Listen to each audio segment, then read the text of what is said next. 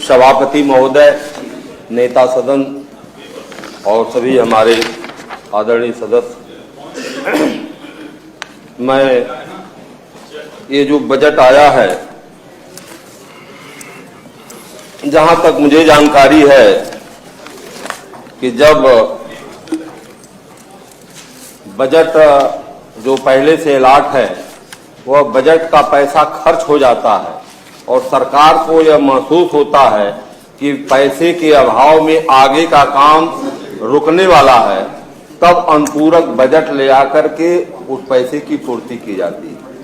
जहां तक मुझे इस बात का संज्ञान है कि जो पुराना पैसा पहले से अलॉट था उस पैसे का खर्च ही नहीं हुआ है, फिर भी बजट ले आ दिया गया, तो यह थोड़ा कानूनी प्रक्रिया के तहत नहीं है। आप बजट 337 करोड़ नहीं, हम तो चाहते थे कि आप 637 करोड़ का बजट ले आ दें, इस प्रदेश को उत्तम प्रदेश बना दें, उसमें हमें कहीं कोई दिक्कत नहीं है, ठीक है। लेकिन जिस क्षेत्र से हम लोग आते हैं उस क्षेत्र की स्थिति यह है, शिक्षा के क्षेत्र की, कि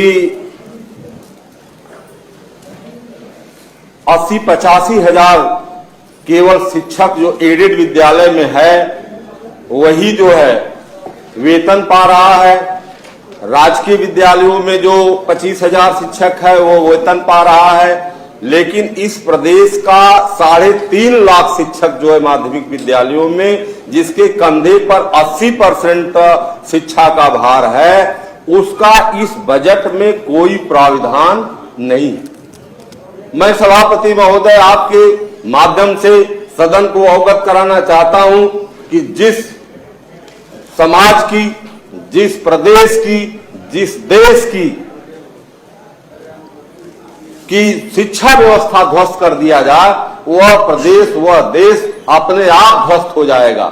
यहां पर शिक्षा व्यवस्था की जो दुर्दशा है, उस शिक्षा व्यवस्था की दुर्दशा से आज 3.5 लाख शिक्षक भुखमरी के कगार पर 1,000, 1,500, 2,000, 3,000 वेतन पाकर के मनरेगा के मजदूरों से बदतर स्थिति में आज BA, BEd, MA, BEd, MSc, BEd और पीएचडी तक के टीचर 2,000, 3,000 पर पढ़ा रहे हैं और इस जाड़े में स्वेटर नहीं, उनको हवाई चप्पल पहन करके विद्यालयों में जाना पड़ रहा है और अपने परिवार को जिलाने के लिए उनके पास आलू के अलावा दूसरी कोई सब्जी भी नसीब नहीं हो पा रही है।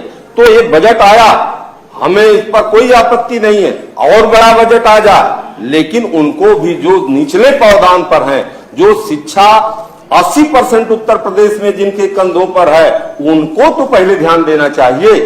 हम आपकी आलोचना नहीं करना चाहते, हम समालोचना करना चाहते हैं कि आप जो सबसे निचले पावदान पर खड़ा है, सबसे कमजोर स्थिति में है, उसको आप ऊपर उठाने की बात करें। इसके लिए हम आपसे जो है और जो माध्यमिक शिक्षा में जो एक और शिक्षा में एक कानून बना जो है, जब भारत के संविधान को शिथिल करने के लिए जब अनिवार्य और निःशुल्क शिक्षा का प्राविधान भारत के संविधान में है, उसको शिथिल करने के लिए निःशुल्क एवं अनिवार्य बाल शिक्षा अधिकार अधिनियम 2009 की धारा 12(1)(घ) 2009 में यह व्यवस्था की गई जो है कि जो अलाभित समूह एवं दुर्बल वर्ग के बच्चे अध्ययनरत हैं वित्तविहीन विद्यालयों में, उनको, उन बच्चों को जो है कि प्रतिपूर्ति जो है 4500 रुपये प्रति छात्र के हिसाब से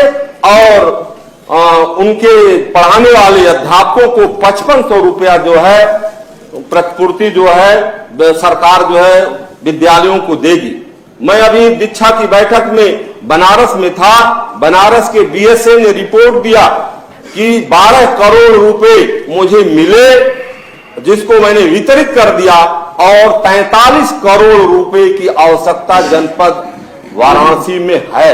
इसलिए माननीय सभापति महोदय, जो गरीबों की बात आप करते हैं, निचले पैदान पर रहने वालों की बात करते हैं, तो एक जिले में अगर 43 करोड़ रुपए की कमी है तो पूरे प्रदेश में 75 जिलों में कितने करोड़, कितने अरब रुपए गरीबों का पैसा सरकार नहीं दी और इस बजट में भी उसका कोई प्रावधान नहीं किया।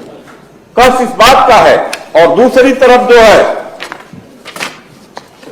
दूसरी तरफ मैं आपका ध्यान आकृष्ट करना चाहता हूं कि जो हमारे तदर्श शिक्षक इतने दिनों से अपनी पूरी जिंदगी जो है विद्यालयों में गंवाए और उनके विषय में माननीय सुप्रीम कोर्ट ने आदेश दिया और उसमें जो तदर्श अवैतनिक तदर्श शिक्षक और वैतनिक तदर्श शिक्षक दोनों को जो है न्यायालय ने याचिका संख्या 8300/2016 में इसको जो है दोनों को इंक्लूड किया और दोनों की सूचियां जो है 126 सूची जो है अवैतनिक शिक्षकों की भी जो है उसमें सम्मिलित की, लेकिन अनुपालन उसका जो है अवैतनिक शिक्षकों के विषय में जो माननीय सुप्रीम कोर्ट ने व्यवस्था दिया उस व्यवस्था को सरकार द्वारा अमली जामा नहीं पहनाया जा रहा है। वे शिक्षक 10 साल से 5 साल से बिना पैसे का एक पैसा नहीं पाता है। वह शिक्षक हाई क्वालिफाइड व्यक्ति और एक पैसा नहीं पाता है और वह पढ़ाता है। तो मैं ये कहना चाहता हूं नेता सदन जी से कि विपक्ष की बात को हवा में केवल न लिया जाए। विपक्ष केवल आलोचना नहीं करता है बल्कि सही रास्ता को भी बताता है। गलत रास्ता पर जब शासन सरकार जाती है तो उसको सही रास्ते पर भी ले जाने का प्रयास करता है। इसलिए अगर जो कमियां हैं, जो गलतियां हुई हैं, तदर्श शिक्षकों जो वैतनिक हैं उन्हीं के साथ अवैतनिक तदर्श शिक्षक हैं उनको भी इसमें समाहित करते हुए चाहे उनको वेतन दे, चाहे उनको जो है सम्मानजनक मानदेय दे, लेकिन उनकी भी व्यवस्था करने का जो है प्रयास करें। जहां तक एडेड विद्यालयों में जो है जो भवन पुराने हैं, बिल्डिंगें ढहने जा रही हैं, जब मैंने पिछली बार सदन में इस सवाल को उठाया था तो सरकार ने एक शासनादेश जारी कर दिया। माननीय ऐसा शासनादेश जारी कर दिया कि एक देहात में हम लोगों की कहावत है जो है पूर्वांचल में, आप लोग जानते होंगे या नहीं, कि 9 मन गेहूं होगा और न राधा नाचेगी। अरे हाँ, वो है हमारे यहाँ दूसरे नहीं, उनका गेहूं पर होता है नाच, गेहूं पर होता है। आप यहाँ तेल पर होता है, तेल पिछला जाएगा, गिर जाएंगे, तुरंत नाच ही नहीं पाएंगे। हमारे यहाँ इसलिए गेहूं पर होता है। मैं आपसे कहना चाहता हूँ उसमें शासनादेश, माननीय नेता सदन जी, ये सरकार ने एक शासनादेश जारी कर दिया कि प्रबंधक जितना रुपया चाहता है 1 करोड़ तक उतना रुपया हम देने के लिए तैयार हैं। पहले प्रबंध तंत्र 50% जमा करे, 50% जो है सरकार देगी और कार्यदायी संस्था थर्ड काम कराएगी। जितना भवन बनाना चाहे उतना बनवा ले। मैं पूछना चाहता हूं इस सदन में आप सरकार से कि प्रबंधक जो एडेड विद्यालय का प्रबंधक होता है उसके पास आय का स्रोत क्या होता है? उसके पास कौन सा आय का स्रोत है कि वो 10 लाख, 20 लाख, 50 लाख रुपया इकट्ठा करके और जमा करे? उसके पास आय का कोई स्रोत नहीं होता। फीस भी नहीं लगती है एडेड विद्यालयों में, बच्चों को मामूली फीस ली जाती है और वह जो है विद्यालय में खर्च होती है, लेकिन वो पैसा आवे कहां से? ऐसा शासनादेश जारी कर दिया गया कि न प्रबंधक के पास उतनी व्यवस्था होगी और न तो पैसा पाए उतना सरकार उसको दे पाएगी, न तो बिल्डिंगें बन पाएगी। और दूसरी चीज मैं आपसे कहना चाहता हूं कि जितने आरएमएसए से विद्यालय बने, उन आरएमएसए से जो विद्यालय अपग्रेड किए गए, जूनियर हाई स्कूल को हाई स्कूल किया गया आपके द्वारा, उनमें जो है 1 टीचर 2 टीचर, 1700 विद्यालयों में पूरे प्रदेश में 1 टीचर 2 टीचर, 1 टीचर और 2 टीचर क्या पढ़ाएगा? किन किन सब्जेक्टों को पढ़ा लेगा? आप माध्यमिक शिक्षा के स्तर को कैसे सुधारना चाहते हैं? जब आपने उनको अपग्रेड कर दिया तो जितने वहां पर क्लासेस चलते हैं मानक के अनुसार उतना टीचर सरकार को देना चाहिए।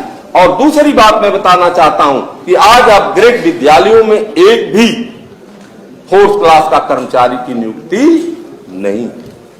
वहां की सफाई या तो प्रिंसिपल करे, अध्यापक करे, या तो वहां का जो है बच्चा करे। इसलिए और एडेड विद्यालयों में भी जितने कर्मचारी जो है रिटायर हो गए, उनकी नियुक्तियां नहीं हुई आज तक। इसलिए मैं आप लोग से यह निवेदन करना चाहता हूं कि ये जो अवैतनिक तदर्थ शिक्षकों के विषय में और वैतनिक तदर्थ शिक्षकों के विषय में जो सर्वोच्च न्यायालय का आदेश है, उसके आलोक में शिक्षकों की समस्याओं का जो है समाधान किया जाए, जिससे शिक्षकों को बदहाली से जो है बचाया जा सके। जहां तक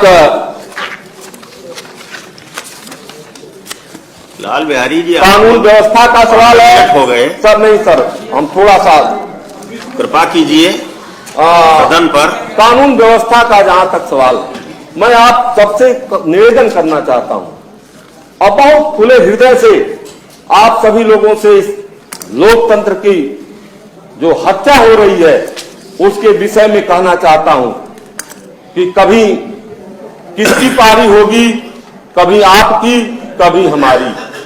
और किसी को घमंड नहीं करना चाहिए किसी पद पर, चाहे जो जिस पद पर आज बैठा हो। मैं किसी का नाम नहीं लेना चाहता हूं। समाप्त करिए जी। जिसके राज्य में सूरज नहीं डूबता था, उसको भी जो है भारत को छोड़ना पड़ा। इसलिए जिसके राज्य में सूरज नहीं डूबता था, उसको भी इस प्रदेश और देश को छोड़ना पड़ा। तो किसी को किसी पद का घमंड नहीं होना चाहिए। आज किस कुर्सी पर आप हैं, किस कुर्सी पर दूसरा है, कब कौन किस कुर्सी पर जाएगा, लेकिन लोकतंत्र की जब हत्या हो जाएगी तो फिर इसको कोई बचा नहीं पाएगा और राजतंत्र से इस प्रदेश और देश को नहीं चलाया जा सकता है।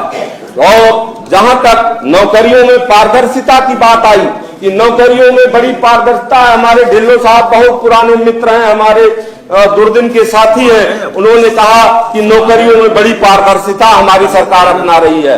18 परीक्षाएं हुई उत्तर प्रदेश के अंदर। लाल बिहारी समाप्त करिए ना सर, इतना लंबा आप खींचेंगे तो कैसे चलेगा? नहीं सर, अभी और भी लोग बोलना चाहते हैं। अभी जितना चाहिए समय बढ़ा लीजिए। सभापति महोदय, आपके पास समय है और सदन दिन में भी चलता है, रात में भी चलता है। हम लोग जो है जो चुन करके भेजे हैं वो देख रहे हैं कि आप क्या कर रहे हैं। लोग चुनकर भेजे गए हैं जी, ये तो वाहवाही कर रहे हैं, वो तो वाहवाही में खड़े ही हैं। लोग चुनकर हम तो वाहवाही नहीं, आप बात समाप्त करिए। हम लाल बिहारी जी बात समाप्त करिए। हम आपकी बातों का 15 मिनट हो गया आपको बोलते हुए, सबको 5-5 मिनट दिया गया। तो हम एक पार्टी के नेता हैं सर, जो है पार्टी के और जो है तो आपकी पार्टी के आपने अपनी जगह पर मौर्य जी को बोलने दिया आपने। मौर्य जी को मैंने समय एडवांस में अपनी जगह पर बोलने दिया आपने, इसलिए नौकरी में पारदर्शिता, नौकरी में जहां पारदर्शिता का सवाल है सर, 18 प्रतियोगी परीक्षाओं के पेपर लीक हुए और वो पेपर यहाँ एजेंसियों द्वारा बेचे गए। जो इलाहाबाद और लखनऊ में बच्चे दाल रोटी खाकर, नमक रोटी खाकर प्रतियोगी परीक्षाओं की तैयारी कर रहे थे, वो तैयारी करते रह गए। जो पैसे वाले थे वो पेपर खरीद करके नौकरी पा गए। यही पारदर्शिता है इस सरकार की। इसलिए मैं आपसे क्या संबंध है जी, अनुपूरक बजट से क्या संबंध है विषय से? इसलिए मैं आपसे कहना चाहता हूँ बजट पर रहिए। ये जो हमारे मंत्री जी ने कहा कि हम 23 लाख छात्रवृत्ति छात्रों को दिए हैं, 15 लाख छुट्टी मैंने दिया है। आप बतावें कि बच्चे 23 लाख हैं उत्तर प्रदेश में।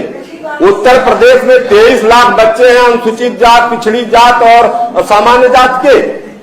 यह सरकार स्वीकार कर रही है सदन के अंदर कि 23 लाख बच्चों को छात्रवृत्ति हमने दिया और 15 लाख बच्चों को शुल्क प्रति दिया। ये अपने आप साबित करता है। ये ना आप लोग, हम आपसे आपकी बात भी मान लेते हैं सदन में। पिछड़े वर्ग के बच्चे केवल 15 लाख है, 23 लाख बच्चे उत्तर प्रदेश में पिछड़े वर्ग के हैं। अरे कश्यप जी, ये बहस का विषय नहीं है, लेकिन जो आप बोल रहे हैं ये आप बजट पर बोलिए। हम बजट पर बोल रहे हैं सर। कहाँ बजट पर बोल रहे हैं? बजट पर इसलिए बोल रहा हूँ जैसे अभिभाषण, आप हमारी बात को ध्यान से सुन नहीं रहे। हमारी बात को आप ध्यान से सुन नहीं रहे सभापति महोदय। मेरा कहना यह है कि बजट में इन छात्रवृत्ति में जो पैसा नहीं था, सरकार नहीं दे पाई, क्षतिपूर्ति नहीं दे पाई, तो इस बजट में उसकी व्यवस्था होनी चाहिए। अब समाप्त करिए, हो गई आपकी बात। इसलिए मैं और जहां तक जो है कृषि का सवाल है, कानून व्यवस्था का सवाल है, कानून व्यवस्था के विषय में आप देख रहे हैं कि थानों से लेकर के और अखबार को रोज पढ़ लीजिए, कोई अखबार, कोई ऐसा दिन नहीं है जिसमें किसी न किसी जो है लड़की के साथ, किसी न किसी महिला के साथ बलात्कार न हुआ हो। कोई ऐसा दिन नहीं है जिसमें अखबार न रोज छापता हो। यह कानून व्यवस्था है। कानून व्यवस्था यह है कि पुलिस की गाड़ी ही चोर जो है उठा ले जा रहे हैं। ये कानून व्यवस्था उत्तर प्रदेश की है। इसलिए नहीं, कानून व्यवस्था की आप बात नहीं उन्होंने किया, इसलिए मैं अब यही करना है तो फिर ठीक है। इसलिए मैं आपसे कहना चाहता हूं कि सरकार जो खेती में जो है पशुपालन से, मत्स्य पालन से जो है किसानों को आगे बढ़ाने की बात हमारे मंत्री जी ने किया। मैं कहना चाहता हूं जो है कि पशुपालन के लिए माननीय अखिलेश यादव जी पूर्व मुख्यमंत्री जी ने 3 डेयरी की व्यवस्था किया था। 1 करोड़ की, 50 लाख की, 25 लाख की 3 डेयरियां, ताकि दूध उत्पादन जो है प्रदेश में बढ़ सके, लोगों को स्वस्थ किया जा सके।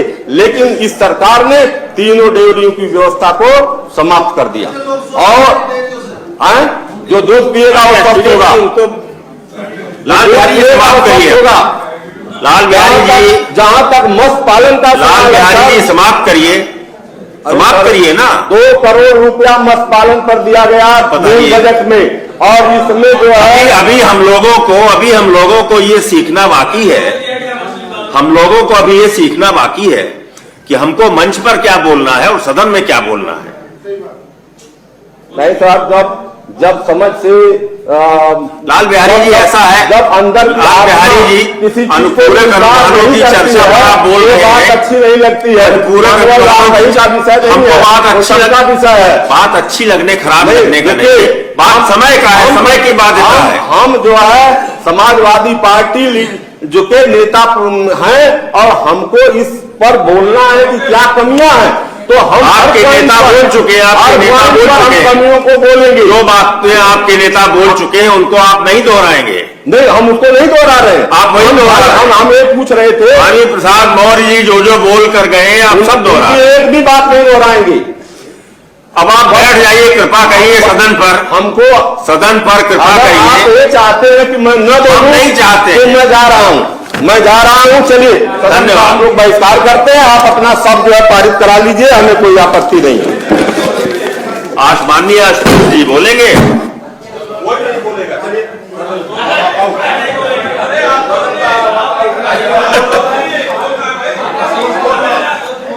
इधर से कोई बोलना चाहते रह गए कोई? सुरेंद्र चौधरी जी। धन्यवाद सभापति महोदय। अनुपूरक बजट में